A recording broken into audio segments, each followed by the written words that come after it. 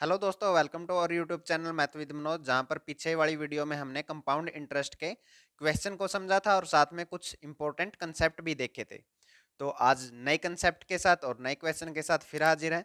तो जो भी नए बच्चे हैं वो चैनल को सब्सक्राइब कर लें और इस वीडियो से पहले कंपाउंड इंटरेस्ट की बेसिक वाली वीडियो जरूर देख लें। और इन सभी क्वेश्चन की पीडीएफ आपको नीचे डिस्क्रिप्शन से मिल जाएगी। फर्स्ट क्वेश्चन है आज का। ये क्वेश्चन आपको पीछे वाली वीडियो से कनेक्ट करेगा।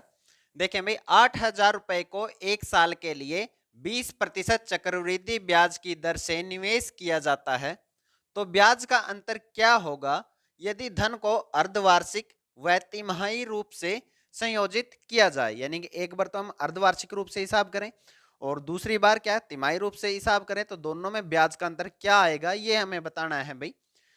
तो सिंपल सा क्वेश्चन है। अगर अर्धवार्षिक रूप से हम संयोजित कर रहे हैं भाई, तो अपने कितने एक साल के कितने साइकिल बन जाएंगे? 2 साइकिल बन जाएंगे और दर कितनी हो जाएगी? आधी हो जाएगी। ठीक है, जितने भी साइकिल बनते हैं उससे दर को डिवाइड कर देते हैं। 20% की दर थी, 2 से डिवाइड कर दिया तो दर कितनी रहेगी? 10% की। और साइकिल पहले साल का एक साइकिल बनता था, अब 6 महीने के हैं तो कितने बन जाएंगे? 2 साइकिल बन जाएंगे। 2 से गुणा कर देंगे, 2 साइकिल अपने बन जाएंगे। तो हम चक्रवृद्धि ब्याज रेशियो मेथड से निकाल सकते हैं भाई। 2 साइकिल के लिए रेशियो मेथड कितना होता है? 2:1। ठीक है, अब 8,000 रुपए है, उसका 10% निकाल लेंगे तो कितना आ जाएगा अपना? 800। और फिर 800 का भी 10% निकाल लेंगे तो आगे कितना आ जाएगा? 80। तो टोटल ब्याज कितना हो जाएगा? 1680। इनको नीचे की तरफ गुणा करके जोड़ देंगे, कितना हो जाएगा? अगर अर्धवार्षिक रूप से संयोजित करते हैं तो ब्याज होता है 1680। अगर तिमाही रूप से संयोजित करते हैं तो साइकिल कितने बनेंगे भाई? 3 तिरविन्ने के साइकिल हैं तो कितने बनेंगे? 4 साइकिल। यानी कि दर को हम क्या कर देंगे? 4 से डिवाइड कर देंगे तो दर कितनी रहेगी अपनी? 5% की। ठीक है, और साइकिल कितने बन गए भाई? पहले साल का एक साइकिल बनता था, अब 3 महीने के बनाएंगे तो कितने साइकिल बनेंगे? 4। तो 4 साइकिल होंगे।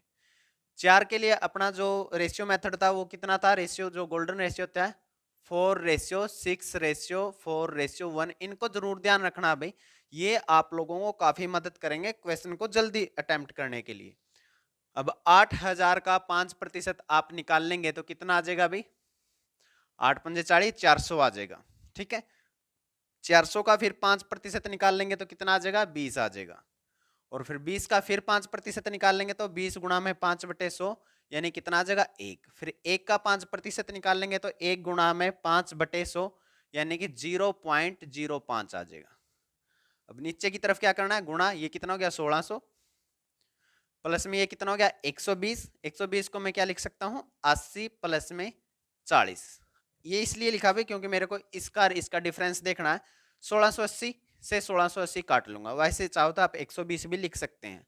प्लस में कितना आ जाएगा? 4 एकम 4 और प्लस में 0.05। एक के साथ गुणा होने से कोई फर्क नहीं पड़ेगा। ठीक है, तो अंतर कितना आ गया? ये 1680 ब्याज बना था, ये 1680 से 1680 कैंसिल कर दिया तो बाकी क्या बच गया? अंतर कितना? 40 और 4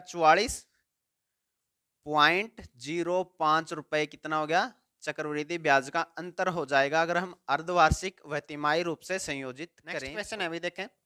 एक निश्चित धनराशि को 20% चक्रवृद्धि ब्याज की दर से 2 साल के लिए निवेश किया जाता है।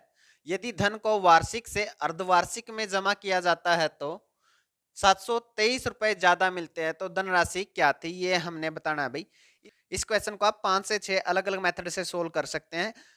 इसको नहीं बल्कि सीआई का कोई भी क्वेश्चन है उसके लिए 4 से 5 मेथड आपको सोल्व करने के लिए मिल जाएंगे। लेकिन बात होती है बेस्ट मेथड की, जो जल्दी से जल्दी आपको आंसर दे सके, क्योंकि एग्जाम के अंदर सिर्फ टाइम की ही वैल्यू है। जितना जल्दी आप क्वेश्चन को सोल्व करेंगे उतना ज्यादा आपके लिए अच्छा होगा।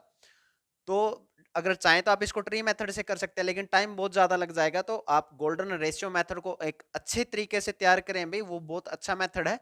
ट्री मेथड भी अच्छा है, लेकिन वो क्वेश्चन डिपेंड करता है कि इस पे ट्री मेथड लगाना है या फिर गोल्डन रेशियो। अब देखो 20%, अगर 2 साल के लिए 20% के लिए जमा करते हैं तो कितना ब्याज मिलता? धनराशि हमें पता नहीं है, तो ब्याज हम देख लेते हैं प्रतिशत में कितना मिलता।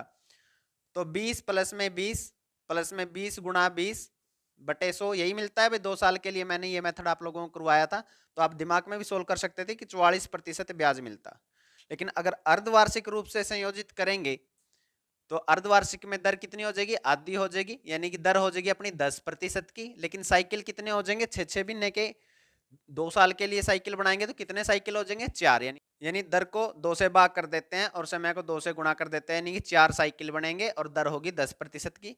4 साइकिल के लिए अपना गोल्डन रेशियो क्या होता है? 4:6:4:1। 10%, 10% का आगे फिर 10% निकाल लेंगे तो कितना हो जाएगा अभी आप लोगों का?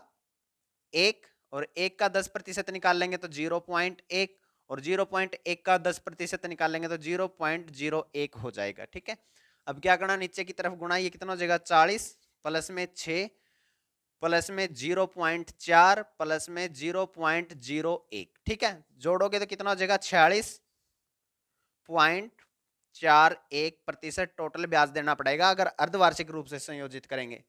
तो देखो इससे कितने प्रतिशत ज्यादा मिला अपने को?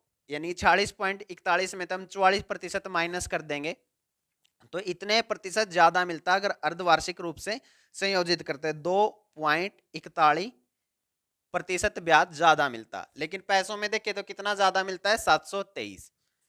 यानी कि 2.41% की वैल्यू कितनी है? 723 है। और मूलधन निकालना होता है तो क्या होता है? मूलधन अपने आप का 100% होता है, यानी हमें 100% की वैल्यू निकालनी है। तो 1% की वैल्यू आ जाएगी 723 बटे में 241, और पॉइंट हटाएंगे तो ऊपर 100 चला जाएगा। ठीक है, और 100 से गुणा कर देंगे क्योंकि हमें 100% की वैल्यू निकालनी है। ठीक है, इससे काटोगे तो ये कितना आ जाएगा? 3 से कट जाएगा भाई। ठीक है, 3 एकम 3, 3 चौके 12, 3 दूनी 6 और 1 7, और ये दोनों साइड 100 की गुणा करी थी तो अपना आंसर कितना आ जाएगा टोटल भाई? 30,000 रुपए अपना क्या आ जाएगा? आंसर आ जाएगा। वो धनराशि कितनी थी? 30,000 रुपए। क्वेश्चन है भाई, बहुत ही इंपॉर्टेंट क्वेश्चन है, बहुत एग्जाम में पहले भी आया है ये। देखें, एक निश्चित धनराशि को 16.66% चक्रवृद्धि ब्याज की दर से 3 साल के लिए निवेश किया जाता है। यदि तीसरे साल का ब्याज 1960 रुपए है तो वह धनराशि ज्ञात करो। धनराशि हमें बतानी है, मूलधन बताना है भाई। ठीक है, देखो भाई एक चीज का जरूर ध्यान रखना, ये बोला है उसने तीसरे साल का ब्याज और एक होता है 3 साल का ब्याज। ठीक है, इन दोनों का डिफरेंस जरूर ध्यान रखना भाई, नहीं तो आप क्वेश्चन को गलत पढ़ लेंगे और गलत अटेम्प्ट करेंगे।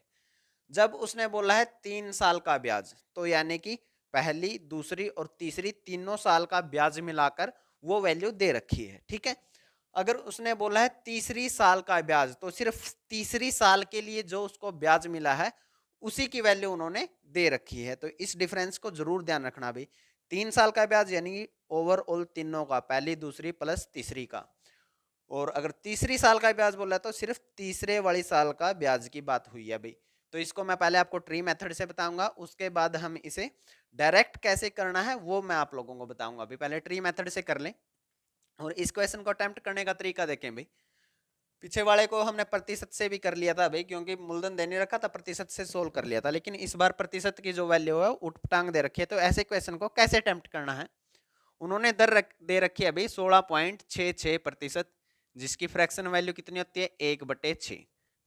फ्रैक्शन वैल्यू जरूर याद कर लेना भाई इनकी। परसेंटेज वाले चैप्टर में मैंने करवाई है, आप चाहे तो वो वीडियो जाकर देख सकते हैं। ठीक है, अब देखो मूलधन किसको मानना है अभी हमने? मूलधन क्या होगा? मूलधन निकालना है तो पहले हम मूलधन को मान लेंगे, कुछ तो मानना पड़ेगा ना। तो जो भी नीचे डिवाइड में है वो लिख लेंगे और उसकी पावर में जितने साल के लिए इन्वेस्टमेंट की गई है वो लिख लेंगे भाई। यानी कि 6 की क्यूब, यानी कि अपना मूलधन कितना है? 216 मान लिया, बाद में हम इस 216 की वैल्यू निकाल देंगे। अब अगर ट्री मेथड लगाएं तो भाई फर्स्ट ईयर, सेकेंड ईयर और ये थर्ड ईयर। ठीक है, पहली साल क्या मिलेगा? इसका 16.66% यानी कि 216 का 1/6 मिलेगा। 216 का 1/6 निकाल लोगे तो कितना आ जाएगा? 36। ये क्या होता है? साधारण ब्याज होता है, तो ये तो हर बार मिलेगा, हर साल के लिए मिलेगा। प्लस में इस ब्याज के ऊपर फिर ब्याज मिलेगा कितना? 36 का 1/6 कितना आ जाएगा? 6। और अगर दर बराबर है तो क्या करते हैं? इसका डबल हम यहाँ लिख देते हैं, तो 6 दूनी 12 प्लस में। अब इसका फिर 1/6 निकाल लोगे तो कितना आ जाएगा? 1। अब देखो उसने बोला है तीसरे साल का ब्याज, तो तीसरे साल के लिए उसको कितना ब्याज मिला है? सिर्फ ये वाला ब्याज है। अगर बोल रहा था 3 साल का ब्याज तो हम इस पूरे को जोड़ लेते, लेकिन तीसरे साल का ब्याज बोल रहा है तो वो कितना है? 36 और 12 48 और 1 49, यानी कि 49 की वैल्यू अपने को कितनी दे रखी है? 1960 रुपए। एक की वैल्यू कितनी आ जाएगी? 49 चौके 196, तो एक की वैल्यू कितनी आ गई 40 और मूलधन कितना माना था हमने 216, तो 216 की वैल्यू निकाल देंगे, दोनों साइड गुणा में क्या कर देंगे 216 कर देंगे, तो गुणा करोगे तो ये कितना आ जाएगा 8,640 रुपए आ जाएगा गुणा करने के बाद।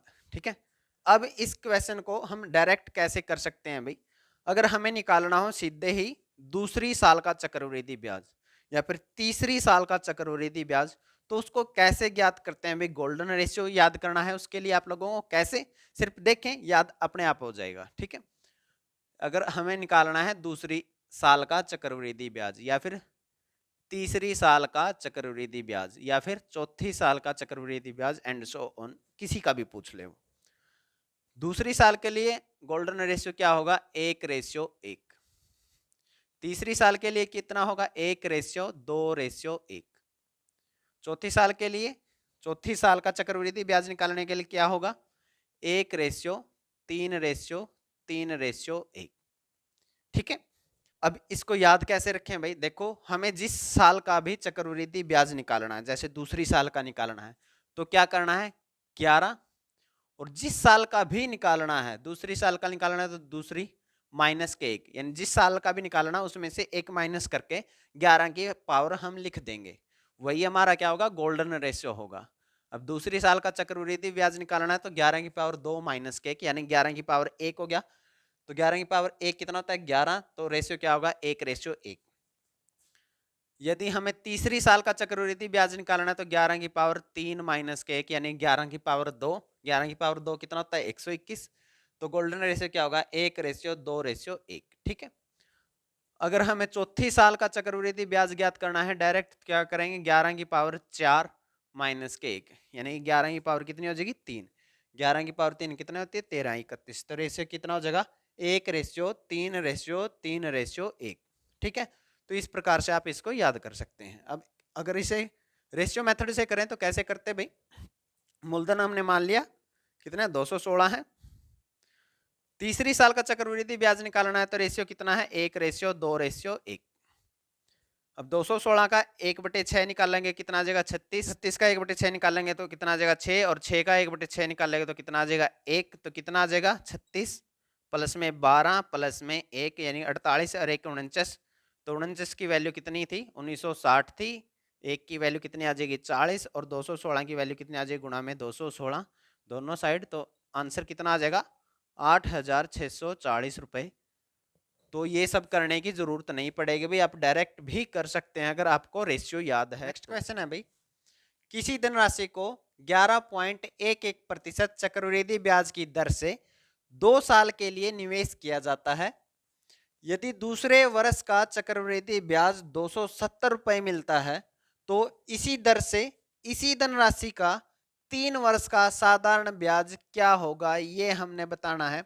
तो क्या बोला है दूसरे वर्ष का चक्रवृद्धि ब्याज कितना है 270 है। ठीक है, पहले तो हमें पता दर है 11.11%, यानी कि फ्रैक्शन वैल्यू कितनी होगी 1/9, तो मूलधन किसे मानेंगे 9 की पावर जितना भी समय दे रखा है 2 वर्ष के लिए इन्वेस्ट कराया तो 2, यानी कि 81 को हम क्या मान लेंगे अपना मूलधन मान लेंगे। अब दूसरे वर्ष का चक्रवृद्धि ब्याज ज्ञात करना है तो डायरेक्ट मैंने बताया था कितना आ जाएगा रेशियो 1:1, तो 81 का 1/9 निकालेंगे तो कितना आ जाएगा 9, 9 का 1/9 निकालेंगे तो कितना आ जाएगा 1, तो दूसरे वर्ष का CI कितना आ जाएगा चक्रवृद्धि ब्याज अपना कितना आ जाएगा 9 प्लस में 1 यानी कि 10 आ जाएगा। 10 की वैल्यू कितनी दे रखी है 270, 1 की वैल्यू कितनी आ जाएगी 27। ठीक है, अब देखें भाई मूलधन निकालने की जरूरत नहीं है भाई, वैसे तो 1 की वैल्यू अपनी कितनी आ गई 27, मूलधन निकालना है तो हम 81 से गुणा कर देंगे तो अपना क्या आ जाएगा मूलधन, और फिर उसके बाद साधारण ब्याज निकालेंगे तो बहुत लंबा चला जाएगा। जो यहाँ पर लिखते हैं ना भाई हम फर्स्ट टाइम मूलधन का जो भी दर दे रखी है वो मल्टीप्लाई करके जो यहाँ लिखते हैं, ये क्या होता है 1 साल का साधारण ब्याज होता है। उसने कितने साल का पूछा है 3 साल का, तो 1 साल का साधारण ब्याज 9 है तो 3 साल का साधारण ब्याज कितना होगा 27, तो हम सीधे 27 की वैल्यू निकाल देंगे, मूलधन निकालने की कोई जरूरत नहीं है। तो 27 की वैल्यू कितनी हो जाएगी, दोनों साइड 27 से गुणा कर देंगे, और 27 का स्क्वायर कितना होता है 729, तो 3 साल का जो साधारण ब्याज है वो कितना आ जाएगा 729 रुपए। ये नेक्स्ट क्वेश्चन है भाई, किसी धनराशि को 6.66% चक्रवृद्धि ब्याज की दर से 2 साल के लिए निवेश किया जाता है। यदि 2 वर्ष बाद चक्रवृद्धि ब्याज 930 रुपए मिलता है तो धनराशि ज्ञात करें। ये हमने बताना है, धनराशि हमने बताना है। इस क्वेश्चन में क्या बोल रहा भाई, 2 वर्ष बाद, तो मतलब क्या हुआ, पहली साल का प्लस में दूसरी साल का, दोनों साल का ब्याज मिलाकर कितना मिलता है, 930 रुपए मिलता है। अगर बोला होता दूसरी साल का चक्रवृद्धि ब्याज तो सिर्फ दूसरी साल का ब्याज होता है। ये डिफरेंस उम्मीद है आप लोग अब तक समझ चुके होंगे भाई। तो क्वेश्चन सोल्व करते हैं। क्वेश्चन बहुत ही आसान है। दर कितनी है, 6.66%, जिसकी फ्रैक्शन वैल्यू कितनी होती है, 1/15। तो मूलधन किसे मान लेंगे, 15 की पावर कितने साल के लिए इन्वेस्ट किया है, 2 साल के लिए, तो 15 की पावर 2 को हम क्या मान लेंगे, मूलधन मान लेंगे, जो कितना हो जाएगा 225। अब इसको मैं ट्री मेथड से करवा देता हूँ भाई, चाहे तो आप गोल्डन रेशियो मेथड से कर लें या ट्री मेथड से। ये आसान सी क्वेश्चन है तो आप किसी से भी कर सकते हैं। पहली साल, ये दूसरी साल, तो 225 का 1/15 ब्याज मिलेगा तो कितना हुआ, 15। फिर अगली साल भी कितना मिलेगा, 15, क्योंकि ये तो क्या है, साधारण ब्याज। अब ब्याज के ऊपर ब्याज मिलेगा 15 का 1/15 निकाल लेंगे तो कितना आ जाएगा, 1, यानी कि टोटल ब्याज हमें कितना मिलेगा, 30 और 1 31। लेकिन इन्होंने टोटल ब्याज कितना दे रखा है, 930। तो एक की वैल्यू कितनी आ जाएगी, 31 होता है, तो एक की वैल्यू कितनी आ जाएगी, 30। उन्होंने बोला मूलधन बताओ, तो मूलधन अपना कितना है, 225।